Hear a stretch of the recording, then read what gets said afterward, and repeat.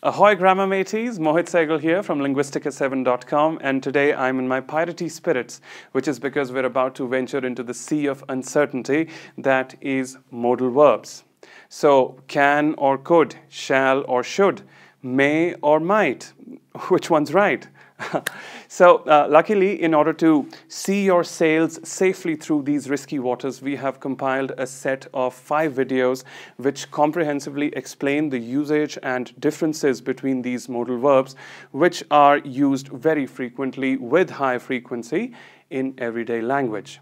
So this, being the first out of those 5 videos, explains the differences between can and could. So without further ado, all aboard, let's go.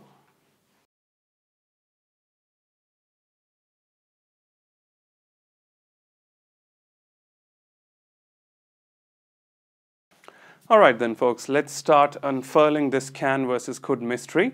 So the way we're going to do that is that I have divided the information into 3 columns, as you can see over here. So you've got the purpose for which we can employ can and could in the first column, the purpose or the usage type. In the second column, we study how can works in the light of the same purpose. And then we move on to the third column, which expresses how could can be utilized for expressing the same purpose. So over here, the most common usage of can and could is found in expressing somebody's ability.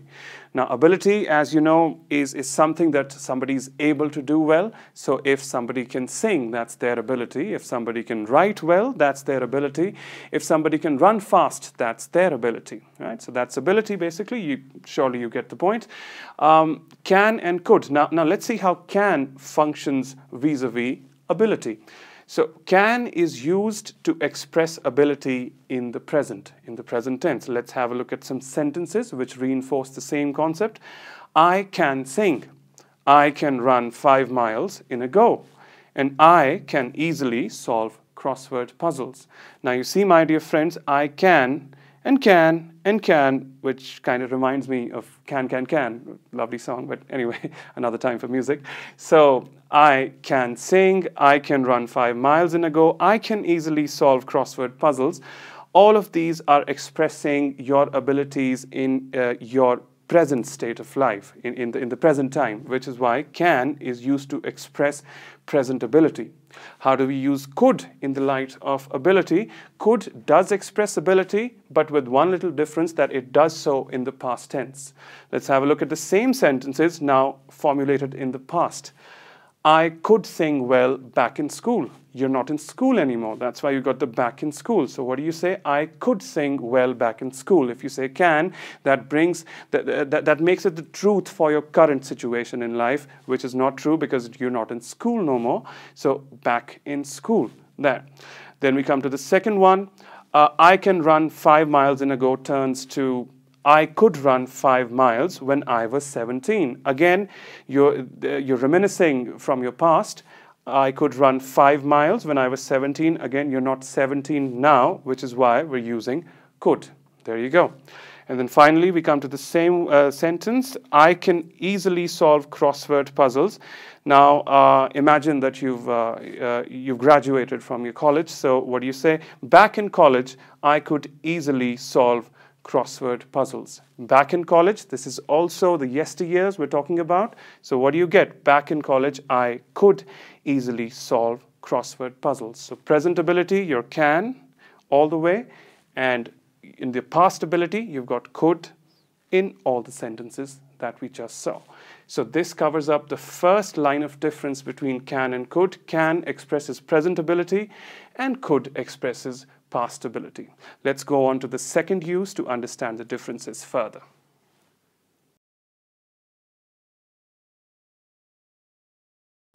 All right, then after ability, we move on to another line of difference between can and could, which is a very crucial one this time, and that is permission.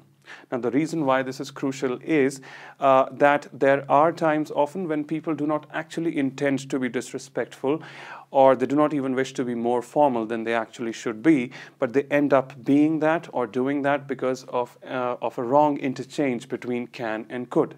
So let's understand can and could in the light of permission through the help of some sentences.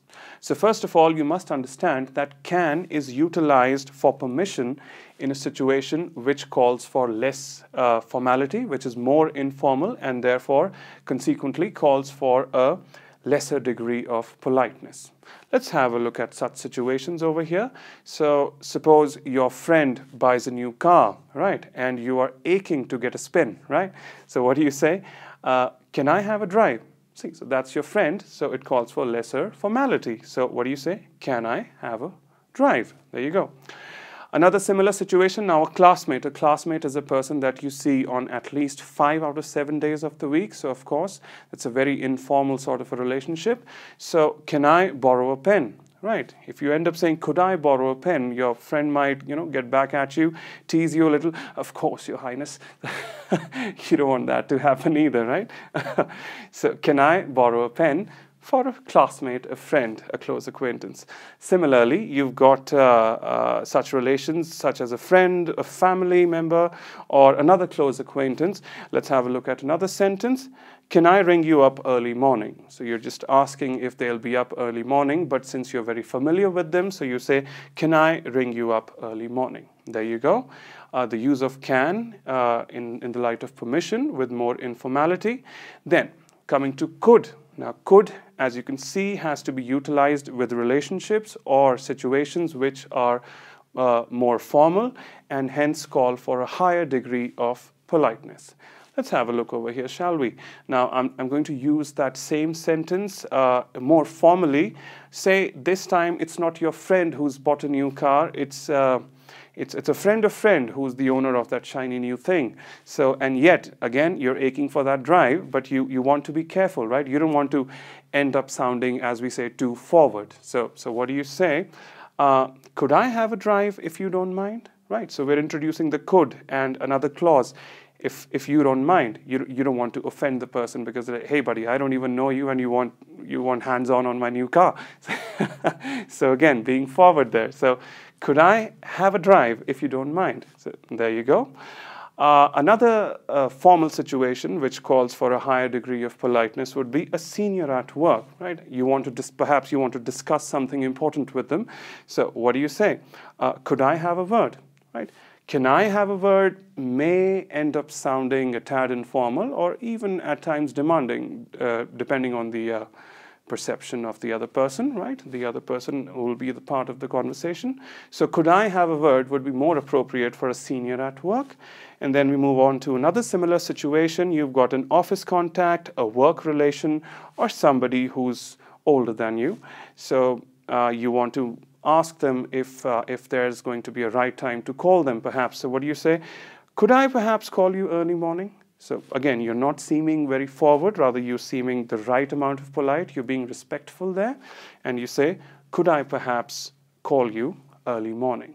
So that's can and could distinguished in the light of the function that is permission. Before wrapping this point up, I'd like to mention a very important point. If some people out there are wondering that if can and could are utilized for permission, then where does may come in? Let's demystify that as well. Now, folks, could and may can be used interchangeably. So wherever I use could, that shows formality. May can be introduced in the same places. So these sentences can very well become, may I have a drive if you don't mind? Second one, may I have a word? And finally, may I perhaps call you early morning?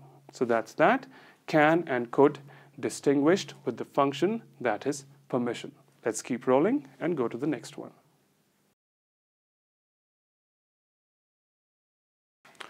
All right, moving on to the next distinction between can and could, we come to another purpose, that is request.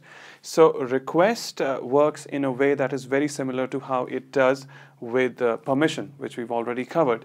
However, the sentences can perhaps highlight the subtle differences.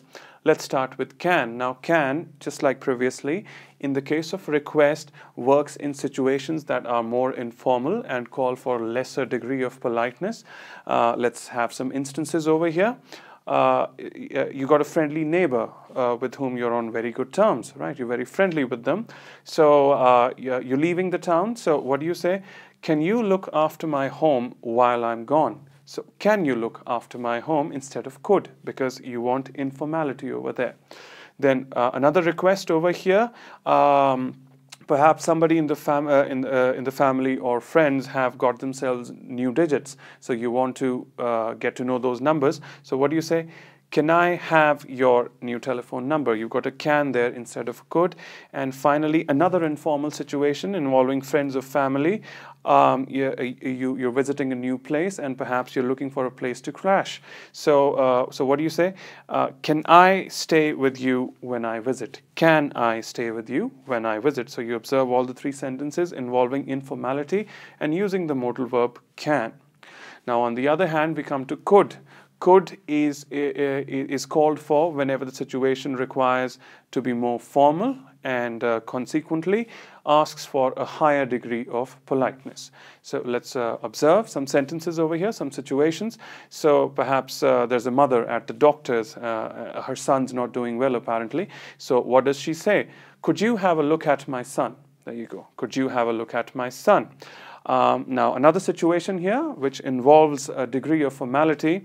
It's a customer care executive this time who wishes to be nothing but respectful. So what does he or she say? Could I perhaps get your home address for delivery? Could I perhaps get your home address for delivery, using could instead of can to not sound too forward, that, or informal for that matter. And another semi-formal situation over here again, a friend of friends, right? So could I use your place for a night stay while in the city? Over here, let's compare. It was a direct relation. It was a friend of family. So can I stay with you? Instead of that, we introduce over here, could I use your place for a night stay while in the city? So there you have it, can and could distinguished in the light of the third purpose, that was request. Now let's continue to the next one.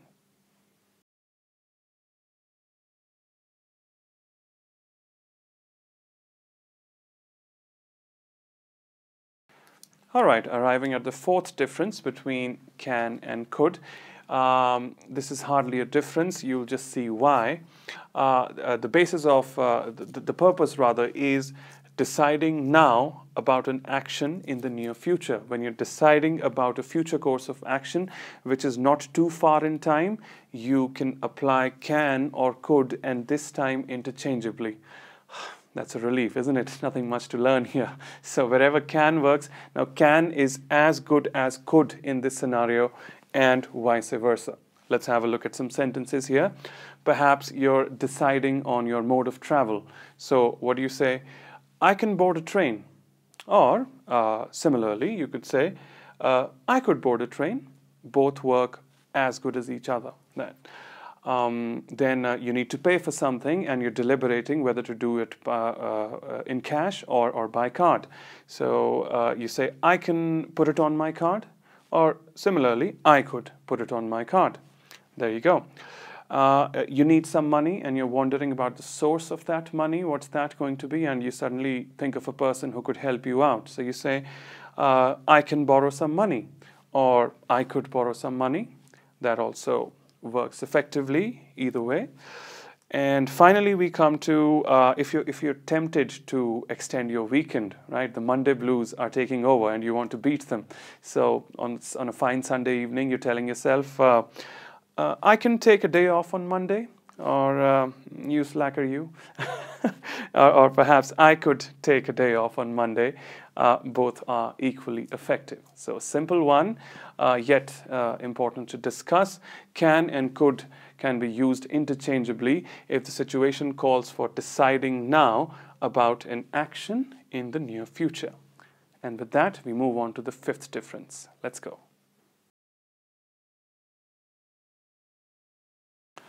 All right, then on to the second last basis of distinction between can and could.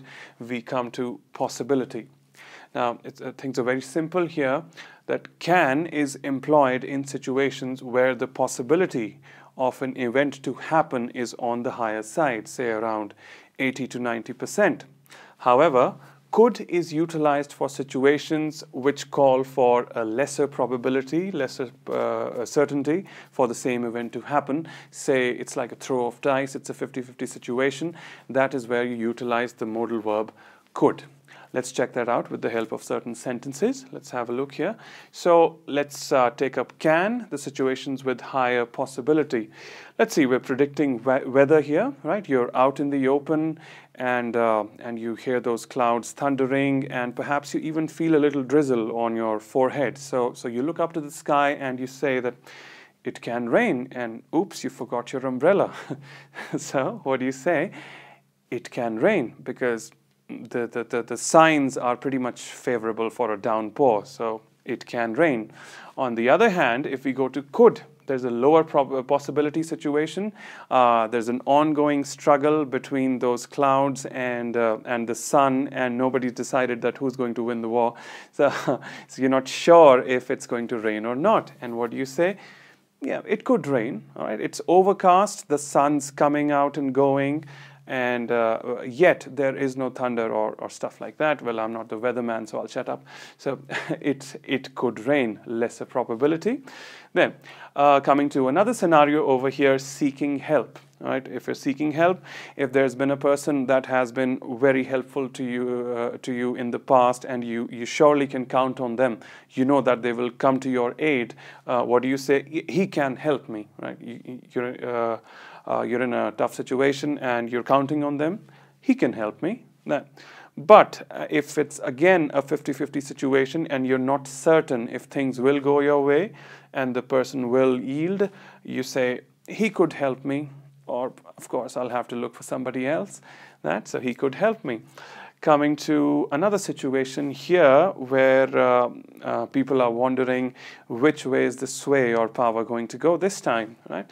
So the sentence can be something like, she can be the new director, right? If things are going her way, if she is on a firm footing. So people say that she can be the new director. Whereas if the signs are a little unclear, if there's an air of ambiguity or a lack of clarity there, so people say that she could be the new director or somebody else, right? That's a could, stating a lesser degree of possibility. Finally, we come to a situation where it's your favorite show, and you're worried that your favorite character will get an axe from the story writers, and the story is leaning towards that. So what you say is that my favorite character can die. Right? On the other hand, if it's another toss-up between the two situations, reminds me of good old Jon Snow, who's thankfully still in the game. So my favorite character could die, because the possibility is a 50-50 situation over here again. So my favorite character could die instead of can die. So there you have it, the second last difference. Possibility, higher possibility or certainty calls for can, whereas lower possibility or lower certainty calls for the modal verb could. Now let's move on to the final difference in just a bit. All right, almost reaching the end of the line here. We come to the final distinction between can and could, and that is the purpose being suggestions and offers. So now whenever making suggestions or extending polite offers, you can decide whether to be more formal or more informal based on the situation and the relationship, of course, and you can effectively use can and could over there as the situation demands. Now let's have a look. As we've been studying so far, now can will be utilized whenever the suggestion or the offer is extended in a relation or a situation which is more informal and in turn asks for a lesser degree of politeness. Let's have a look. So we've got suggestion number 1 over here. So unfortunately your car broke down and you're wondering what to do, because fixing it is going to cost a lot of money, which is not even making sense at the moment. So your friend, I emphatically say friend because it's an informal situation, right? Your friend goes ahead and suggests, suggestion 1, you can buy a new car, right? So that's a friend suggesting, you've got a can over there. Whereas, let's say if you're presenting the same problem at a car dealership and there's a sales executive who is assisting you over there, he would like to be a little more formal, of course. So he'll go ahead or she'll go ahead and say, you could buy a new car. You could buy a new car because, let's face it, that's what they want you to do, isn't it? So you could buy a new car, right? That's a sales executive versus a friend. Let's go to suggestion number 2. You've got a very caring friend who's concerned about your finances. So what does he or she suggest? They tell you, you can open a new bank account, right? Keep a check on your money, where it's going and how it's coming in. So you can open a new bank account. Whereas if it's a bank executive or perhaps your accountant who's advising you, there's a level of formality involved in the relationship. They tell you, you could open a new bank account. That's a could versus a can there. Coming to an offer now. Offer number 1. So you're driving on a fine day and you see your friend walking along the street, and suddenly you lower the window, lower your car window, and you call out to them and say, hey, can I drop you somewhere? So that's a friend walking along the street, or perhaps some family. So can I drop you somewhere? On the other hand, if it's a business relation, somebody from work, or somebody with whom you're not too close, perhaps, so what do you say? Could I drop you somewhere? Yeah, right? So it's up to them whether to take it or leave it, right? So could I drop you somewhere? That is with a formal relation. And finally, coming to offer number 2, which is, can I carry your luggage? Perhaps you're at the airport or at the railway station receiving some friends or family, and you see that they are overburdened with their luggage. What do you say? You extend an offer, a friendly offer, which is, can I carry your luggage? On the other hand, if you're receiving some guests where the protocol or your position in relation to them calls for a higher degree of formality or politeness, what do you say? You say, could I carry your bags for you? So could adds that extra dash of politeness over there in making the offer. So there you have it, suggestions and offers being the last line of difference. And with that, folks, we come to the end of this little presentation. I sincerely hope that you're watching and sitting, thinking right now after watching this video that, this can help me instead of this could help me. I sincerely hope that it's the latter case, because we'll keep working hard to bring you more videos which are helpful. And this is video 1 of the modal series. If you've liked it, please go ahead and like, share, and subscribe, because that's all the payback that we need from you. Remember that the next video in the series of modals will be up soon. So stay tuned to the channel and keep supporting us like this. Till then, take care, and we'll see you soon.